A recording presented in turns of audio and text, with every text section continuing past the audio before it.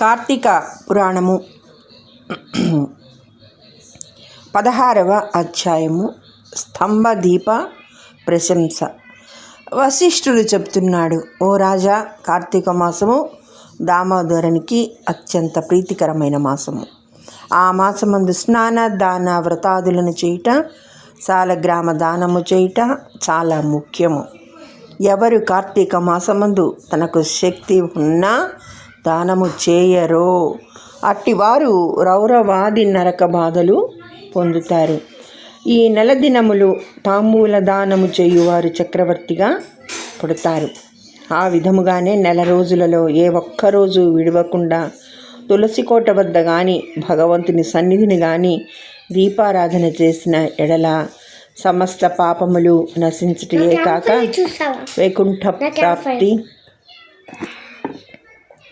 వైకుంఠ ప్రాప్తి కలుగును.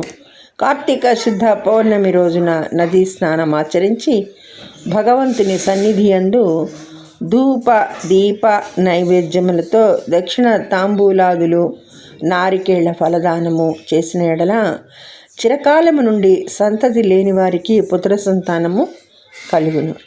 సంతానము ఉన్నవారు చేసినచో సంతాన నష్టము జరగదు. పుట్టిన బిడ్డలు చిరంజీవులై ఉంటారు. ఈ మాసములో ధ్వజస్తంభమునందు ఆకాశ దీపము నుంచిన వారు వైకుంఠమున సకల భోగములు అనుభవింతురు. కార్తీక మాసమంతయు ఆకాశ దీపము కానీ స్తంభ దీపము కానీ ఉంచి నమస్కరించిన స్త్రీ పురుషులకు సకల ఐశ్వర్యములు కలిగి వారి జీవితము ఆనందదాయకమగును. ఆకాశ దీపము పెట్టువారు శాలిధాన్యం కానీ నువ్వులు కానీ ప్రమిద అడుగున పోసి దీపముంచవలెను. దీపము పెట్టడానికి శక్తి ఉండి కూడా పెట్టని వారును లేక దీపం పెట్టువారి పరిహాసమాడువారును చుంచు జన్మమెత్తుదురు. ఇందుకొక కథ కలదు, చెప్పెదను వినుము. దీపస్తంభము విప్రుడగును.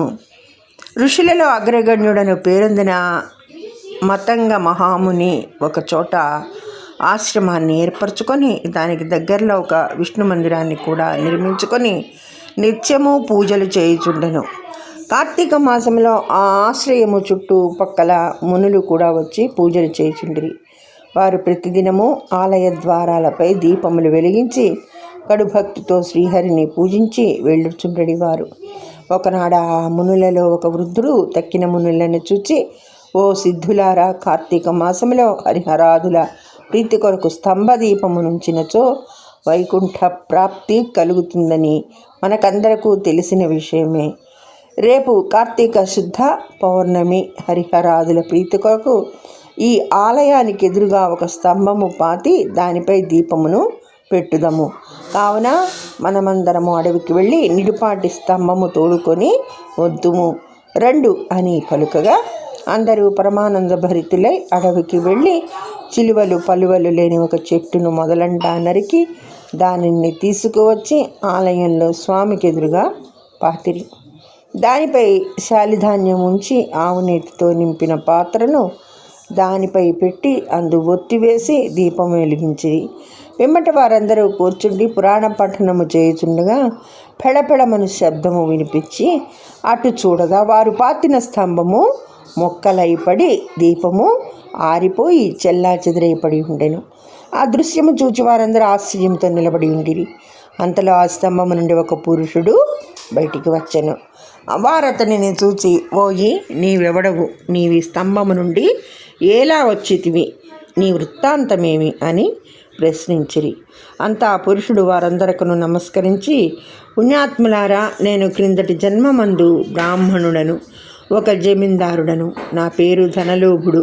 నాకు చాలా ఐశ్వర్యముండుటచే మదాంధుడనై న్యాయాన్యాయ విచక్షణ లేక ప్రవర్తించి తిని దుర్బుద్ధుల అలవడుట చేత వేదములు చదువక శ్రీహరిని పూజింపక దాన ధర్మాలు చేయక మెలిగి తిని నేను నా పరివారంతో కూర్చుండి ఉన్న సమయముననే విప్రుడైనా వచ్చి నన్ను ఆశ్రయించినా సరే అతనిచే నా కాళ్ళు కడిగించి ఆ నీళ్లు నెత్తి మీద వేసుకోవలసిందని చెప్పి నానా దుర్భాషలాడి వంపుచుండేవాడను. నేను ఉన్నతాసనముపై కూర్చుండి అతిథులను నేలపై కూర్చుండమని చెప్పేడివాడను. స్త్రీలను పసిపిల్లలను హీనముగా చూచుండెడివాడను. అందరూ నా చేష్టలకు భయపడువారే కానీ నన్నెవరునూ మందలించలేకపోయిరి.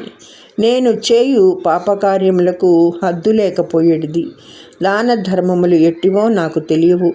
ఇంత దుర్మార్గుడనై పాపినై ఈ అవసాన దశలో చనిపోయి ఘోర నరకములను అనుభవించి 1,00,000 జన్మలందు కుక్కనై, 10,000 జన్మలందు కాకినై, 5,000 జన్మలు తొండనై, 5,000 జన్మలు పేడ పురుగునై, తర్వాత వృక్ష జన్మమెత్తి కీకారణ్యమందుండి కూడా నేను చేసిన పాపములను పోగొట్టుకొనలేకపోతుని.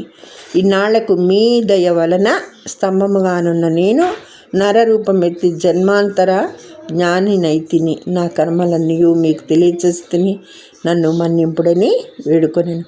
ఆ మాటలు ఆలకించిన మునులందరూ అమితాశ్చర్యముంది.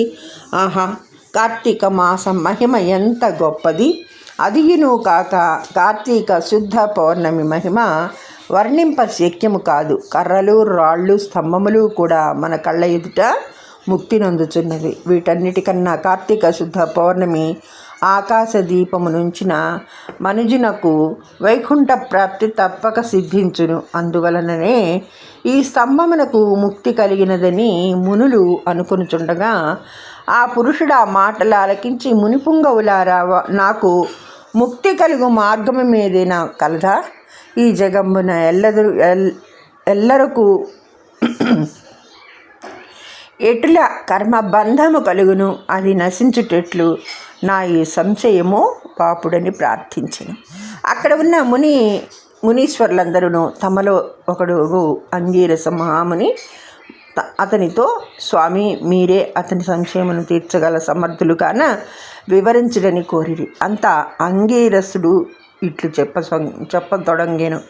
ఇట్లు స్కాంద పురాణాంతర్గత వశిష్ఠ ప్రోక్త కార్తీక మహాత్మ్యమందలి షోడశాధ్యాయము 16వ రోజు పారాయణము సమాప్తము. ఓం నమః శివాయ. సర్వే జన సుఖినో భవంతు. ధన్యవాదములు.